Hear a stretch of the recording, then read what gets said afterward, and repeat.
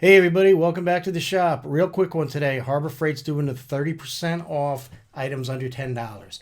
I think this is one of the neat little good weekend sales that they do with their coupons still, and I really like it. So, why do I like it? It's the Pittsburgh F clamps, guys. You know I love the Pittsburgh F clamps, and they're all under $10. This is a great time to go if you have a Harbor Freight close.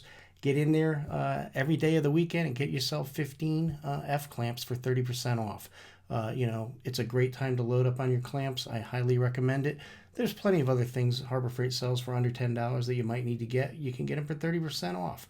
So it's a pretty easy sale to talk about. It's 5 items or less each day of the sale. The sale starts on Friday, the 29th, and it goes through Halloween, October 31st.